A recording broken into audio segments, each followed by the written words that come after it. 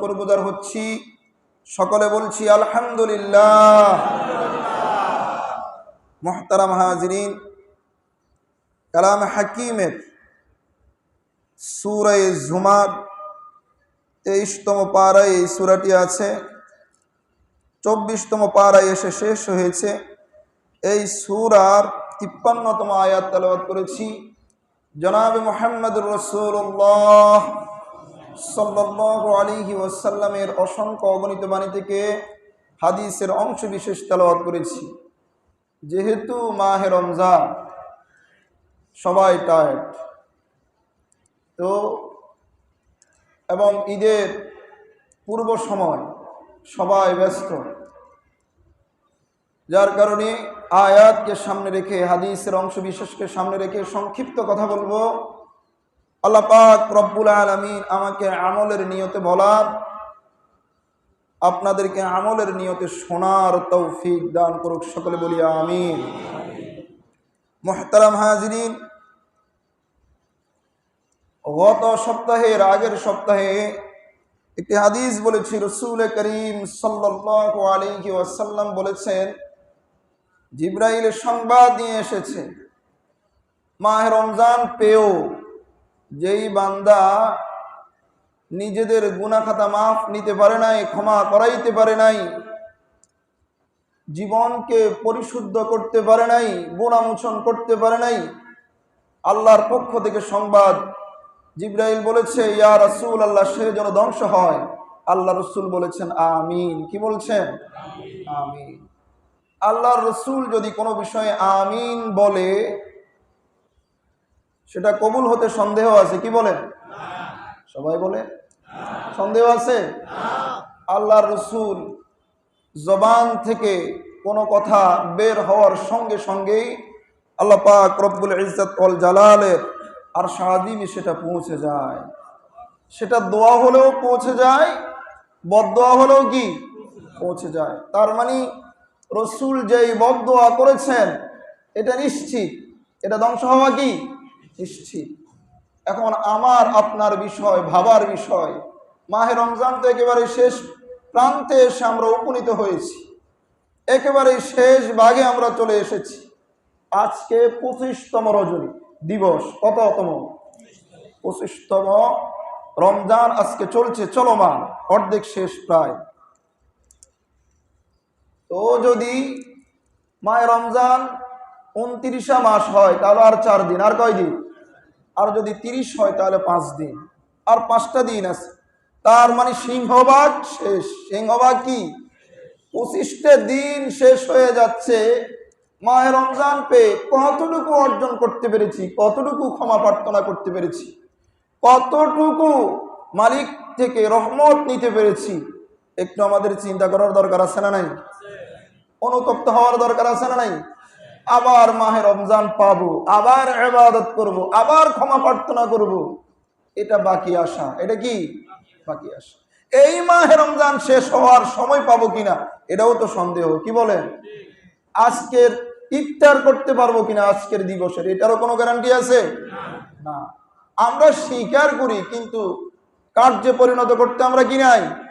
রাজি নাই। ঠিক না? স্বীকার করি যে হ্যাঁ 5 ওয়াক্ত নামাজ পড়তে হবে, হ্যাঁ গুনাহ ছাড়তে হবে, হ্যাঁ ইবাদত করতে হবে, হ্যাঁ মাপে কম দেওয়া যাবে না, হ্যাঁ মিথ্যা কথা বলা যাবে না, গীবত করা যাবে না, শিকায়াত করা যাবে না, এগুলি গুনাহ আমরা বলি, কিন্তু এগুলো আমরা ছাড়তে রাজি। কি বলেন? ঠিক না? এগুলি যে গুনাহ, এগুলি যে অপরাধ, এগুলি যে অন্যায়, এটা আমরা বুঝি কিন্তু ছাড়তে রাজি নাই। এটা আমাদের ফ্যাশা এবং নেশায় পরিণত হয়ে গেছে। যার কারণে আপনি দেখবেন মাহে রমজানের বাইরে গুনার স্পিড যত বেশি, যতটুকু মাহে রমজান এর চাইতে কয়েক গুণ বেড়ে যায়। কথা ঠিক নেবে ঠিক? অথচ মাহে রমজানে আল্লাহ রসুলের ঘোষণা অনুযায়ী সুফিরাতিশ শায়াতিন, শয়তানকে শৃঙ্খলাবদ্ধ করা হয়, বেঁধে দেওয়া হয়। এরপরও গুনাহ আছে না নাই? কম না বেশি? বেশি বেশি বেশি। দেখবেন মাহে রমজানে বসে বসে এত বেশি গীবত শিকায়াত করে, এত বেশি মানুষের দোষ চর্চা করে, মনে হয় যে তার মতো ফেরেশতা আর একটাও নাই। কথা ঠিক না বেঠিক? মানে এমন কাজে লিপ্ত হয়ে যায়, মনে হয় যে সে জান্নাত থেকে পলাইয়া আসছে। এ শুধু পরিশুদ্ধ, আর সবাই কি খারাপ। আরে আপনি পরিশুদ্ধ হয়ে যান, আপনি ঠিক হয়ে যান, পুরা দেশটা ঠিক হয়ে যাবে, পুরা জাতি ঠিক হয়ে যাবে। কি দরকার অমুক অমুক অমুক, এটা সেটা, এই সেই, সারাক্ষণ মাহে রমজান। অথচ আল্লাহর নবী বলেছেন, মাংসমাতা নাজা, যেই চুপ থাকবে সেই নাজাত পেয়ে যাবে। আপনি চুপ থাকেন, নাজাতের ব্যবস্থা করবেন কে? আল্লাহ। চুপ হয়ে যান, চুপ হয়ে যান। মাহে রমজান আসার পরে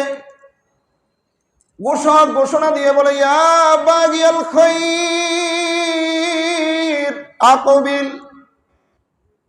ও পুণ্যকামী, পুণ্যের সন্ধানকারী, সওয়াব সন্ধানকারী আল্লাহর বান্দাটার সামনে অগ্রসর হতে থাকো। সুবহানাল্লাহ। সওয়াব তালাশ করো, নেকের কাজ তালাশ করো, নেক করতে থাকো, বদগুলো ছেড়ে দাও। ওই আবাগিয়াশ শাররি আকসির, ও বদকার বান্দা, 11টি মাস তুমি বদ করেছো, 11 মাসের বদ কর্মগুলি তুমি ছেড়ে দাও, ছেড়ে দাও। এখন রাসূলের হাদিসের ভাষ্য অনুযায়ী মাহে রমজানের আগে যতটুকু করি, মাহে রমজানে আমাদের কয়েক গুণ বেড়ে যায়। কথা ঠিক নেবে ঠিক? কয়েক গুণ বেড়ে যায় না? মাহে রমজানের আগে 2G থাকলে, 4G থাকলে, মাহে রমজানে 5G গতিতে চলে গুনাহ। আল্লাহ আমাদেরকে বুঝার এবং বেঁচে থাকার তৌফিক দান করুন। আমিন বলি, আমিন বলি। মুহতারাম হাজিরিন, এটার মূল কারণ হলো আমরা মালিকের প্রতি বিশ্বাস নাই। মালিক যে ক্ষমা করতে পারেন, মালিক যে আমাদের গুনাহ মোচন করতে পারেন, মালিক যে ঘোষণা দিয়েছেন আখিরুহু ইতকুম মিনান নার, মাহে রমজানের শেষ দশকে অসংখ্য অগণিত বান্দাকে জাহান্নাম থেকে মুক্তি দিয়ে দেওয়া হয়, এই বিশ্বাস আমাদের কি নাই? নাই। থাকলে আমরা পরিশুদ্ধ হয়ে যেতাম, আমরা ঠিক হয়ে যেতাম। মাহে রমজানে যে গুনাহ মাফ করে দেয়, পাপ মোচন করে দেয়, এই বিশ্বাসটাই আমাদের কি নাই। থাকলে ক্ষমা প্রার্থনার ভিতরে পড়ে থাকতাম আমরা, থাকলে মালিকের কাছে কান্নাকাটি করতাম, থাকলে গুনাহ ছেড়ে দিতাম। তওবা করার অর্থই তো হলো আর করব না, পিছনের গুনার জন্য ক্ষমা প্রার্থনা করতেছি, গুনাহটা এখনো ছেড়ে দিচ্ছি, সামনে আর করব না। কিন্তু আমরা প্রতিদিন তওবা করি, আল্লাহ মাফ করে দাও, আবার মসজিদ থেকে বের হওয়ার দেরি নেই, গুনাহ শুরু। কি বলেন? এটা না? প্রতিদিন আমরা বলি রব্বানা যালামনা আনফুসানা ওয়া ইল্লাম তাগফির লানা ওয়া তারহামনা লানাকুনান্না মিনাল খাসিরিন। এটা মসজিদে বলছি, আবার বের হওয়ার দেরি, গুনাহ করতে কি হয় না? তার মানে আমার তওবা কবুল হয় নাই, তওবার মতো হয় নাই। হলে তো এখানে মাত্র বলে গেলাম, বের হওয়ার দেরি শুরু হয়ে গেছে, শুরু হয়ে গেছে। তো এটা তামাশা। এটা কি তামাশা? মালিকের প্রতি ভরসা রাখতে হবে, মালিক গুনাহ ক্ষমা করে দিবে।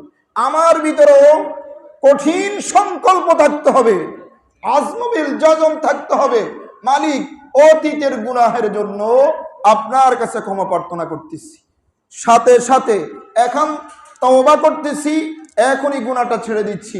ও মালিক, অদূর ভবিষ্যতে যতদিন বেঁচে থাকবো গুনাহ আর করব না। এই সংকল্প আমরা করতে পারি তো ইনশাআল্লাহ? এই সংকল্প আমরা করতে পারি তো ইনশাআল্লাহ? আল্লাহ পাক রব্বুল আলামিন আমাদেরকে সর্বসময় গুনাহ থেকে বেঁচে থাকার তৌফিক দান করুক। সকলে বলি আমিন। যে আয়াতটি তেলাওয়াত করেছি, এই আয়াতের ভিতরে আল্লাহ পাক রব্বুল আলামিন বান্দাদেরকে, গুনাহ করনেওয়ালা বান্দাদেরকে, পাপ করনেওয়ালা বান্দাদেরকে গুনাহ করার পরে আল্লাহ থেকে যেন নৈরাশ না হয়, আল্লাহ ক্ষমা করে, এই বিশ্বাস যেন বান্দারা অন্তরে লালন পালন করতে পারে। এই বাণী আল্লাহ তাআলা সকল বান্দাকে শুনিয়ে দিয়েছে।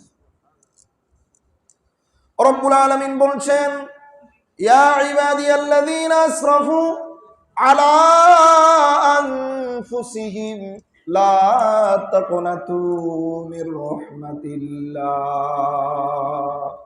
ইন্নাল্লাহা ইয়াগফিরুয যুনুবা জামিআ ইন্নাহু হুয়াল গফুরুর রহিম।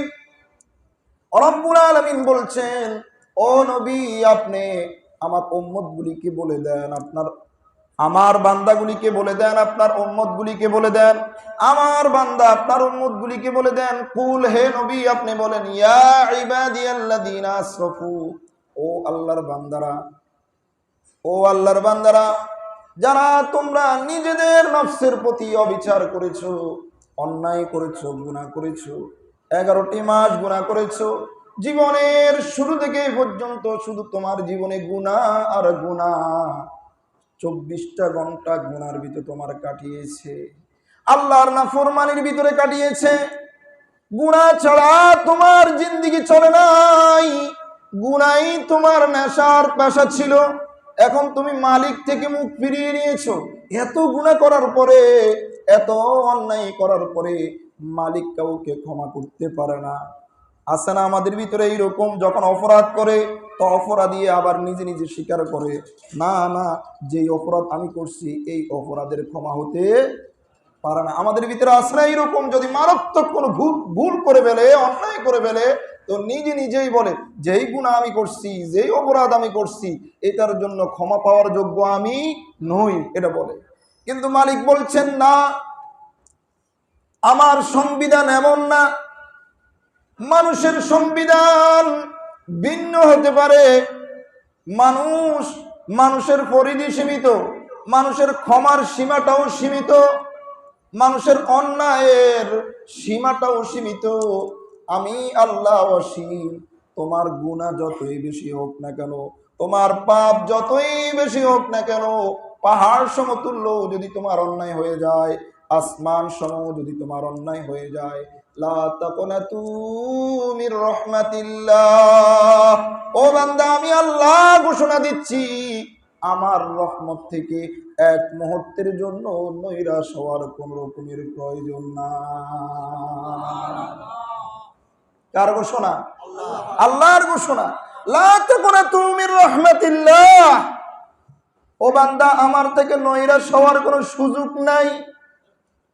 আমি আল্লাহ বলছি, লা তাকুনাতু মির রাহমাতিল্লাহ, এটা আল্লাহর ঘোষণা।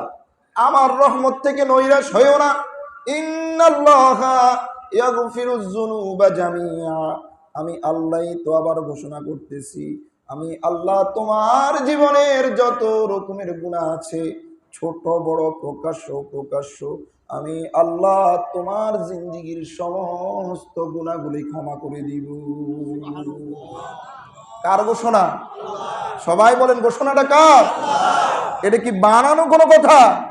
কালামুল্লাহর বাণী, আল্লাহর কথা। সূরা জুমারের 53তম আয়াতের ভিতরে রব্বুল আলামিন মানুষকে সান্ত্বনার বাণী দিচ্ছেন।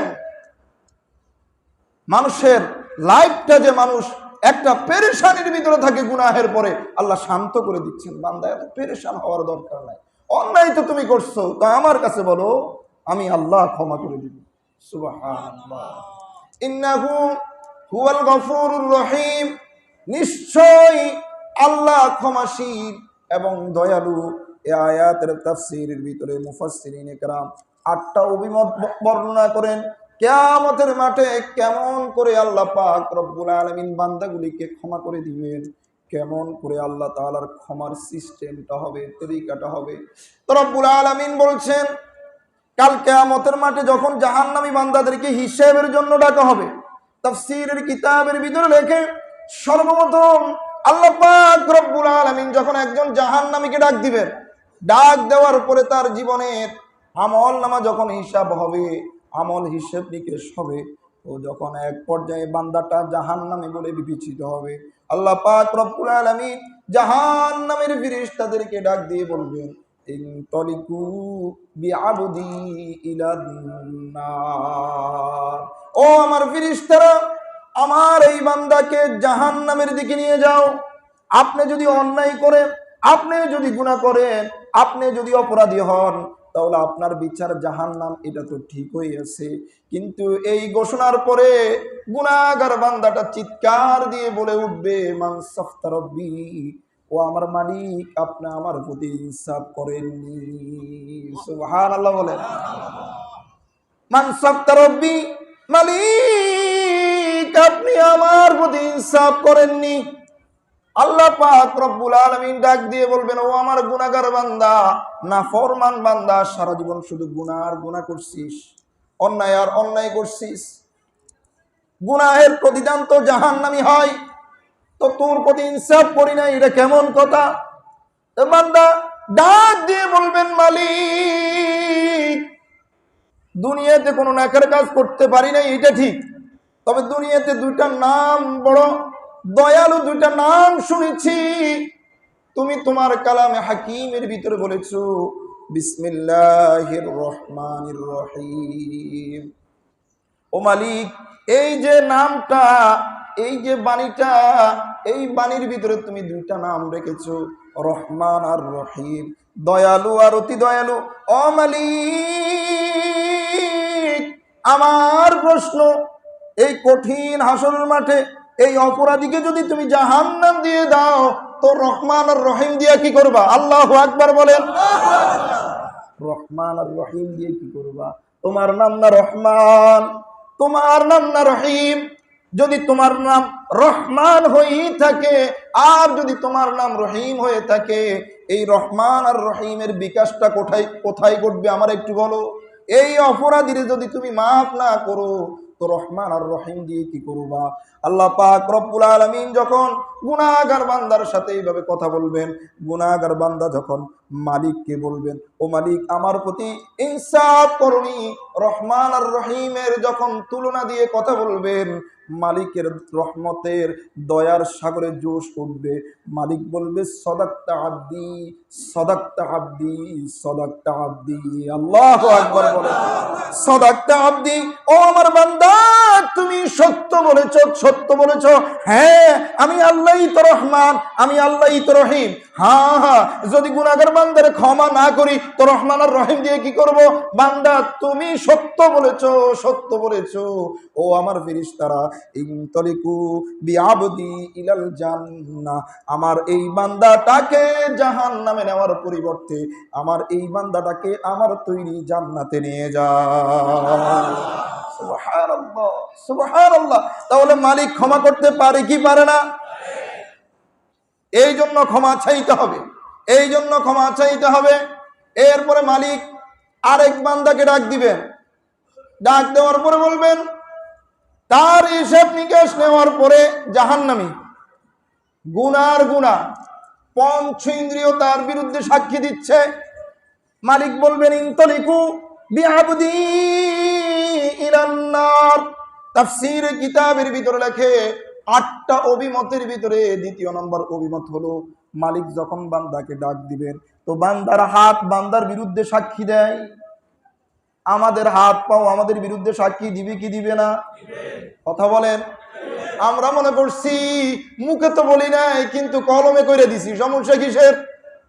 হ্যাঁ, গোপনে করে দিছি। আর আমি কিছু বলি নাই, আমি শুধু শুনছি। কি কয়? আমি কিছু বলি নাই, শুধু শুনছি, কানে একটু শুনছি। অথচ রব্বুল আলামিন বলছেন, আল-ইয়াওমা নাখতিমু আলা আফওয়াহিহিম ওয়া তুকাল্লিমুনা আইদিহিম ওয়া তাশহাদু আরজুলুহুম বিমা কানু ইয়াকসিবুন। বান্দা তুমি মনে করছো তুমি চালাক, আমরা নিজেরা চালাক মনে করি না। আমরা কত চালাক, কত চালাক আমরা। হ্যাঁ, তো মালিক বলছে এই সমস্ত চালাকি কিন্তু হাসরের মাঠে কাজে আসবে না। আল-ইয়াওমা নাখতিমু আলা আফওয়াহিহিম, বান্দা তোমার মুখের ভিতরে মোহর টেনে দেওয়া হবে, মোহর এঁটে দেওয়া হবে। আল-ইয়াওমা নাখতিমু আলা আফওয়াহিহিম ওয়া তুকাল্লিমুনা আইদিহিম ওয়া তাশহাদু আরজুলুহুম বিমা কানু ইয়াকসিবুন। তখন তার হাত তার বিরুদ্ধে সাক্ষী দিবে, তার চোখ তার বিরুদ্ধে সাক্ষ্য দিবে, তার পাও তার বিরুদ্ধে সাক্ষী দিবে, পঞ্চ ইন্দ্রিয় তার বিরুদ্ধে সাক্ষী দিবে। এক পর্যায়ে পুরো দুনিয়াটা তার বিরুদ্ধে থাকবে, পুরো দুনিয়াটা তার বিরুদ্ধে থাকবে। আল্লাহ পাক রব্বুল আলামিন যখন জাহান্নামের ফেরেশতাদেরকে বলবেন, ইনতলিকু বিআবদি ইলান নার, ও আমার ফেরেশতারা আমার এই বান্দাকে জান্নাতে নেওয়ার পরিবর্তে আমার এই বান্দাকে জাহান্নামের দিকে নিয়ে যাও। নাউজুবিল্লাহ বলেন। কিন্তু বান্দা তো নাছোড় বান্দা, মানসাফতা রব্বি, বান্দা বলে উঠলো, মালিক আপনি আমার প্রতি ইনসাফ করেন নাই। আল্লাহ বলবে, কি খোঁজ বান্দা, কিছুই তো তোর পক্ষে নাই, সব তোর বিরুদ্ধে, তোর লাইফটা তোর বিরুদ্ধে, তোর আত্মীয় স্বজন তোর বিরুদ্ধে, তোর পঞ্চ ইন্দ্রিয় যেই শরীরের জন্য অন্যায় করছ সেই শরীরটাও তো তোর বিরুদ্ধে। ভালো খাবার খেয়েছিস, তোর হাতটা যেন ভালো থাকে, তোর পাটা যেন ভালো থাকে, তোর চোখটা যেন ভালো থাকে, তোর বডিটা যেন ভালো থাকে। এত এত করার পরে পঞ্চ ইন্দ্রিয় তোর বিরুদ্ধে সাক্ষী দিয়েছে, জাহান্নামের ফয়সালা করলাম। বান্দা তুমি বলতেছো তোমার প্রতি ইনসাফ করি নাই, কেমন করে তুমি এমন করে বলতে পারো? বান্দা বলবে, ও মালিক তুমি না বলছো হাসরের মাঠে যার কেউ হবে না তার তুমি হইয়া যাইবা। ও আল্লাহ, আজকে আমার তো বাবা নাই, আজকে আমার মা নাই, আজকে আমার সন্তানরা আমার পক্ষে নাই, আমার বিবি আমার পক্ষে নাই, এমন কি যেই শরীরের জন্য অন্যায় করছি, অপরাধগুলি করছি, সেই শরীরটা পর্যন্ত আমার বিরুদ্ধে চলে এসেছে। মালিক আজকে যদি আপনি আমার ব্যাপারে ভালো কোনো ফয়সালা না করেন, আমার তো হাসরের মাঠে আর কিছু থাকবে না। আল্লাহ পাক রব্বুল আলামিনের রহমতের সাগরে জোশ উঠবে। মালিক বলবে, হ্যাঁ হ্যাঁ আমার এই বান্দার তো কেউই নাই, সব কিছুই তার বিরুদ্ধে। ইনতলিকু বিআবদি ইলাল জান্নাহ, ও আমার ফেরেশতারা আমার এই বান্দাকে জাহান্নামে নেওয়ার পরিবর্তে আমার এই বান্দাটাকে আমার তৈরি জান্নাতে নিয়ে যাও। কেমন দয়ালু মালিক, কেমন দয়ালু মালিক! সেই মালিকের কাছে ক্ষমা প্রার্থনা করতে আমাদের কষ্ট হয়। দুই বান্দাকে একসাথে রাখবেন, দুই বান্দাকে, তৃতীয় নম্বর হবিমাত তাফসীরের কিতাবের ভিতরে লেখেন, দুই বান্দাকে একসাথে রাখবেন, ডাকার পরে বলবেন, ও বান্দা আমার, ফেরেশতারা এই দুই বান্দার হিসাব নাও। হিসাব নেওয়ার পরে দুইটাই জাহান্নামী, দুইটাই কি জাহান্নামী, জাহান্নামের ফয়সালা হয়ে গেছে। আল্লাহ পাক রব্বুল আলামিন ফেরেশতাদেরকে ডাক দিয়ে বলবেন, ইনতলিকু বিআবদাইনি ইলান নার, ও আমার ফেরেশতারা আমার এই দুই বান্দাকে জাহান্নামের দিকে নিয়ে যাও। এই কথা বলার দেরি, ঘোষণা করার দেরি, একটা বান্দা দ্রুত জাহান্নামের দিকে ছুটবে, আরেকটা বান্দা আস্তে আস্তে হাঁটে আর মালিকের দিকে তাকায়। আল্লাহু আকবার বলে। একটা দৌড়াইতেছে, ঘোষণা হওয়ার পরে খুব দৌড়াইতেছে, খুব দৌড়াইতেছে জাহান্নামের দিকে, আরেকটা আস্তে আস্তে হাঁটে আর পিছনের দিকে তাকায়, পিছনের দিকে তাকায়। আল্লাহ দুইটারে ডাকছে, এই বান্দারা এদিকে আসো। প্রথম বলছে, ও বান্দা তুমি কেন এত দ্রুত গতিতে দৌড়াইতেছো? বান্দা করুণ সুরে ডাক দিয়ে বলবে, মালিক 60টা বছর হায়াত, 70 বছর হায়াত তোমার নাফরমানি করছি, তোমার হুকুম মানি নাই। আজকে কিয়ামতের মাঠে তুমি অর্ডার করছো জাহান্নামে যাওয়ার জন্য, এখনো যদি দেরি করি শাস্তি বেড়ে যাবে, এই ভয়ে জাহান্নামের দিকে দৌড়াইতেছি। কেমন তো 60 বছর নাফরমানি করছি, 70 বছর নাফরমানি করছি, কখনো তোমার আদেশ মানতে পারি নাই, আজকে একটু আদেশটা মাইনা দেখি। মালিক বলছে জাহান্নামে চলে যাই। আল্লাহু আকবার। আরেক বান্দারে বলবে, ও বান্দা তুমি কেন আস্তে আস্তে হাঁটতেছো আর পিছনের দিকে তাকাইতেছো? তো মালিক বলবে, ও আল্লাহ ওই রকম হুকুম মানতে পারি নাই ঠিক, তবে তোমার কোরআনটা পড়ছি, তুমি না কোরআনের ভিতরে বলছো, ইয়া ইবাদিয়াল্লাযীনা আসরাফু আলা আনফুসিহিম লা তাকুনাতু মির রাহমাতিল্লাহ। আল্লাহু আকবার বলেন। বান্দা মালিককে স্মরণ করিয়ে দিবে, ও মালিক তুমি যে বলছো তোমার রহমত থেকে নৈরাশ না হওয়ার জন্য, শুধু যে দুনিয়াতে নৈরাশ না হওয়ার জন্য বলছো এমন তো না। আমি মনে করছি হাসরের মাঠেও তো মালিকের রহমত থেকে নৈরাশ হব না। মালিক যদি জিজ্ঞেস করে মালিকের কালামুল্লাটাই মালিককে শুনাইয়া দিব, ও মালিক আমার এখনো বিশ্বাস আছে, তোমার রহমত এখনো আছে। আল্লাহু আকবার বলেন। আল্লাহ পাক রব্বুল আলামিন বলবেন, যেই বান্দাটা দুনিয়াতে মানতে পারে নাই, হাসর মাঠে হলো মানার চেষ্টা করছে, তার মাফ করে দিলাম। আর যেই বান্দাটা আমার কালামুল্লাহর আয়াত স্মরণ রেখে রহমতের তুলনা আমার দিয়ে দিছে, ওই বান্দাটারেও আমি আল্লাহ মাফ করে দিলাম। ইনতলিকু বিআবদাইনি ইলাল জান্নাহ, ও আমার ফেরেশতারা আমার এই দুই বান্দাকে জাহান্নামে নেওয়ার পরিবর্তে আমার এই দুই বান্দাকে আমার তৈরি জান্নাতে নিয়ে যাও। আল্লাহু আকবার। জান্নাতের ফয়সালা হয়ে গেল, দুইটাই জাহান্নামী বান্দা জান্নাতের ফয়সালা হয়ে গেছে।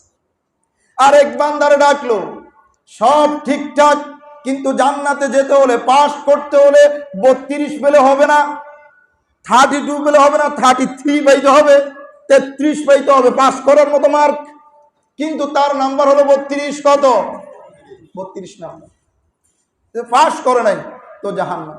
তো মালিককে বলতেছে, মালিক দেখছেন হাসরের মাঠেও বান্দা কেমন সুয়াল করে, মালিক আমার একটু সময় দেন, একটা নেকি নিয়ে আসি। আল্লাহ আশ্চর্য হয়ে বলবে, বান্দা কি বলো, হাসরের মাঠেও তোরে নেকি দিবে? কেমন কথা তোমার, কেমন আবদা, হাসরের মাঠেও তোমার কেউ নাকি দিবে? আল্লাহ একটু সুযোগ দেন না, আমি একটু বিশ্রাই আসি, একটু খোঁজ করে আসি। আল্লাহ পাক রব্বুল আলামিন বান্দাকে সুযোগ দিয়া দিবেন। ও বান্দা ঠিক আছে, তোমার দিয়ে দিলাম। বান্দা সর্বপ্রথম তার মায়ের কাছে গিয়ে বলবে, মা জীবনটা তো আমার জন্য শেষ করে দিলা, ও মা শীতের রজনীতে যখন আমি শৈশবে ছিলাম, নবজাতক ছিলাম, শীতের রজনীতে যখন কনকনে শীত চলতেছিল, মা আমাকে আপনি ডান পাশে শোয়াইছেন। ও মা আমি যখন প্রস্রাব করে দিয়েছি, মা আপনি আমাকে প্রস্রাবের জায়গা থেকে বাম পাশে শোয়ালেন। যখন আবার সেখানে প্রস্রাব করে দিয়েছি, তখন আবার বুকের উপর রাখলেন।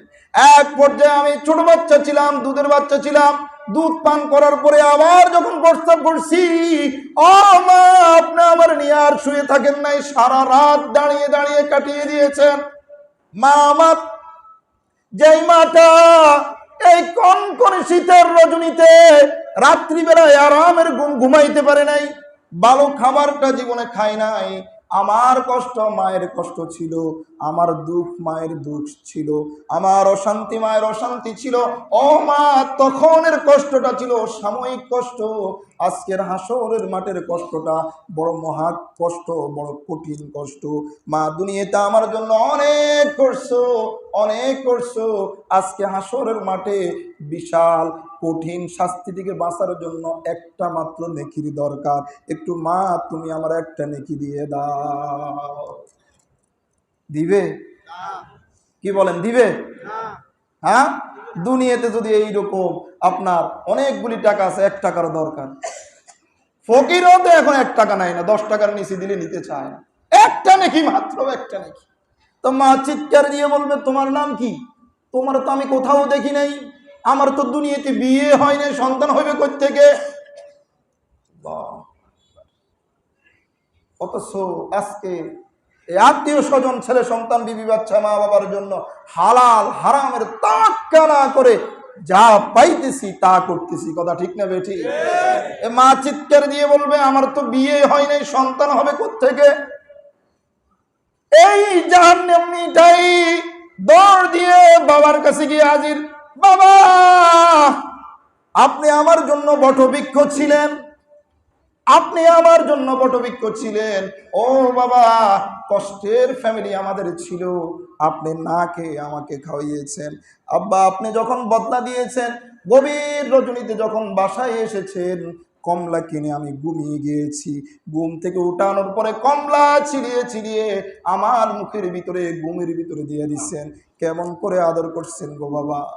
ও বাবা কর্মস্থলে আপনি যানবাহন করে না গিয়ে, গাড়িতে করে না গিয়ে, হেঁটে হেঁটে গিয়ে টাকাটা আমার দিয়ে দিছেন। কেমন করে লালন পালন করছেন, একটু সন্তানের সুখের জন্য, একটু সন্তানের সুখের জন্য।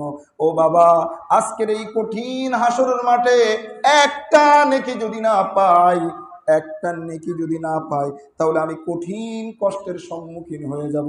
ও বাবা, একটা নেকি আমার দিয়ে দেন, একটা নেকি দিয়ে দেন। বাবা বলবে, জীবনে কখনো বিয়েই তো করি না, এই সন্তান কোত্থেকে হবে? আর বিয়ের কথা স্বীকার করবে না, সন্তান কোত্থেকে পাবো, বিয়ের কথাই তো স্বীকার করবে না। এক পর্যায়ে সন্তানের কাছে যাবে, স্ত্রীর কাছে যাবে, সকলের কাছে যাওয়ার পরে যখন ব্যর্থ হয়ে যাবে, মলিন চেহারা নিয়ে আল্লাহর কাছে চলে আসতেছে। প্রতিমধ্যে এক বান্দার সাথে দেখা, বান্দা বলবে, ও আল্লাহর বান্দা, তোমার চেহারাটা এত মলিন কেন, এত বারাক্রান্ত হৃদয় নিয়ে কয়ে যাচ্ছ? বলবে, তোমার বলে লাভ নাই। আরে যাদের জন্য পৃথিবীটা উজাড় করে দিয়েছি তাদের কাছে বলে লাভ হয় নাই, তোমার কাছে বললে কি লাভ হবে? বলেন, আত্মীয় স্বজনের কাছে যদি কোনো সান্ত্বনা না পান, তৃতীয় ব্যক্তির কাছে বলে কি আর লাভ হবে? বলেন, আওয়াজ দিয়ে বলে লাভ হবে? না, লাভ নাই। কিন্তু ওই বান্দা নাছোড় বলবে, বলো না দেখি তোমার একটু উপকার করতে পারি কিনা।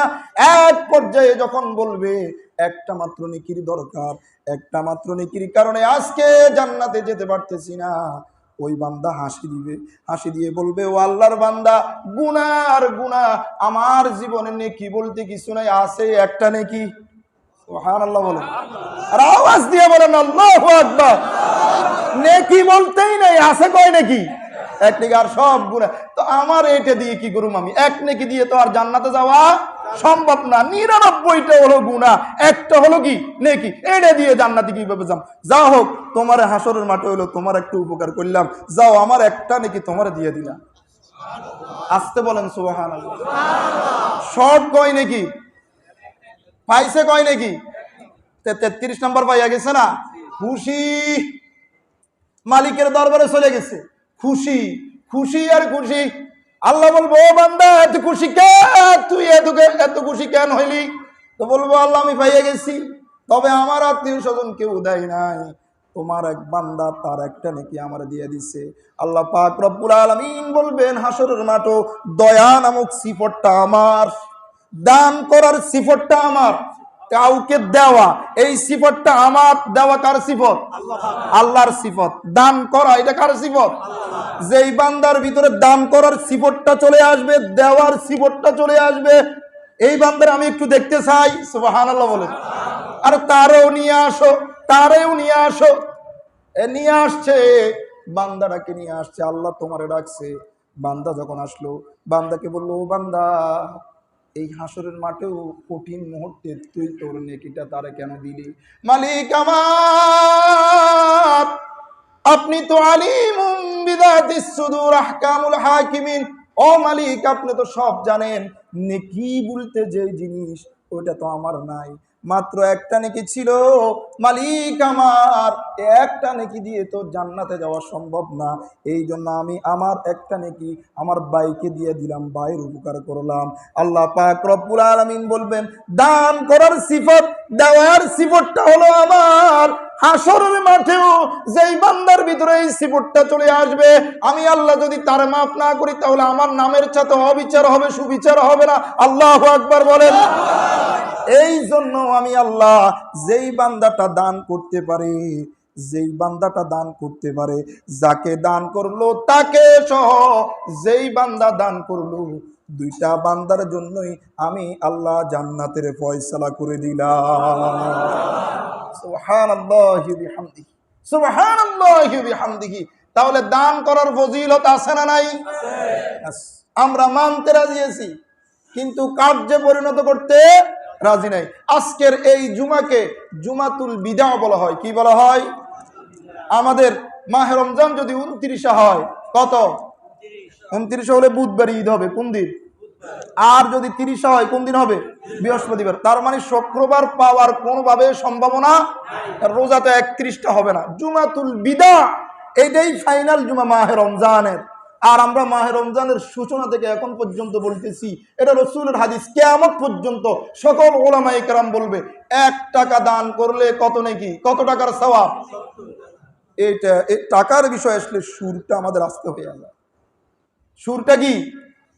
সবাই থাইমা গেছে, হুজুর এতক্ষণ কি বলতেছেন, ভালো লাগতেছে, এখন যেটা বলেন এটা কি? কি শুধু টাকা? হ্যাঁ, ওই যে একটা নেকি দিয়া দিয়া হাসরের মাঠে একটা গুনাহগার বান্দারে দিল, আর তুমি যদি তোমার টাকাটা আল্লাহর ঘরে দাও, আল্লাহ খুশি হবে না বেজার হবে? আসতে কহ, ওইটা দিছে কারে? এক নেকি কারে দিছে? বান্দারে দিছে। আর এটা দিবে কারে? আল্লাহরে। আল্লাহ কয় কি রে বাবা, দেওয়ার কথা আমি, হে যে আমারে দেয়, দেওয়ার দরকার আমি, আর হে দিতেছে কারে? আমারে। আল্লাহর ঘরে দেওয়ার অর্থ কাকে দেওয়া? কথা বলে না, কাকে দেওয়া? সবাই জোর করি বলে না, জোর করি বললে যদি পকেট থেকে টাকা দেওয়া লাগে। আল্লাহর ঘরে দেওয়ার অর্থ হলো কাকে দেওয়া? কে দেখতেছে?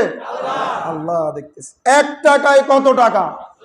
70 টাকা হলো কমসে কম, সর্বোচ্চ 700 টাকা পর্যন্ত। কত? কুল্লু আমাল ইবনি আদম ইউযাফুল হাসানাতু বিআশরি আমসালিহা ইলা 700 যিফ। হাদিস। আল্লাহর রাসূল বলছেন 1 টাকা থেকে শুরু করে 700 নাকি পর্যন্ত, 700 টাকার সওয়াব আল্লাহ তাআলা তোমার আমলনামায় দিয়ে দিবে। এটা কোথায়? মাহে রমজানে। কোথায়? মাহে রমজান। তো মাহে রমজান একেবারেই শেষ প্রান্তে, মসজিদ কমপ্লিট হইতে এখনো অসংখ্য টাকার, অগণিত টাকার দরকার। পরে হলেও আমরাই তো দিব। কে দিবে? আমরাই দিব না? তো যেখানে দিলে আমাদের সওয়াব বেশি, আমরা সবাই আমাদের প্রয়োজনীয় পণ্যগুলো ক্রয় করি, কিন্তু যেদিন আমাদের সারপ্রাইজ দেয় অথবা প্রাইজ ঘোষণা করে, আজকে কিনলে এই সুবিধা এই সুবিধা, ওই সময় আমরা বেশি কিনি না কম কিনি? কথা বলে না? বেশি কিনি না? 2 কেজির জায়গা 5 কেজি নিয়ে নিয়ে